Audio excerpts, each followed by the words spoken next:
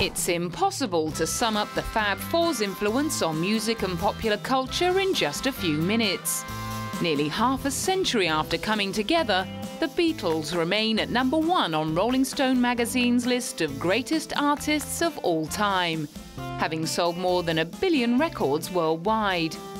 According to the same magazine, their groundbreaking music and style helped define the 1960s. To this day, they remain the biggest-selling band in America.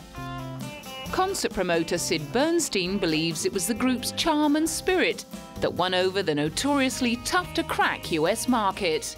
And here along came 4 guys full of mirth, merriment, songs that fitted the times and the needs of people their age.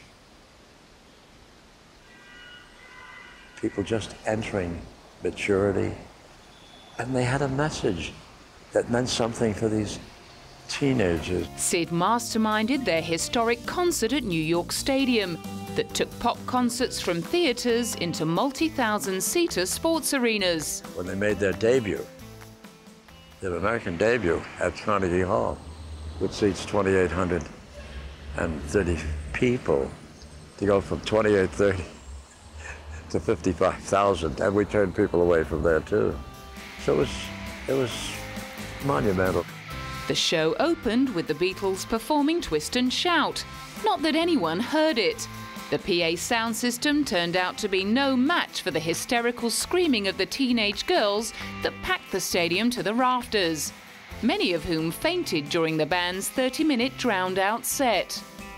Not being able to hear themselves play was something they'd had to get used to since Beatlemania had taken over the UK in 1963, after the release of the debut album Please Please Me. After conquering the US the following year with the single I Wanna Hold Your Hand, they were on their way to becoming, as John Lennon put it, more popular than Jesus. As the decade progressed, John Lennon, Paul McCartney, George Harrison and Ringo Starr ditched the pudding bowl haircuts and suits to embrace the hippie movement and psychedelia. The frivolity of their earlier releases also gave way to more political songs, and Elvis Presley famously criticized the group for their anti-war activism and open use of drugs. The Beatles gave their last performance together on the rooftop of their record company's building on the 30th of January 1969, and the band officially broke up in May 1970, leaving a musical legacy that is never likely to be eclipsed.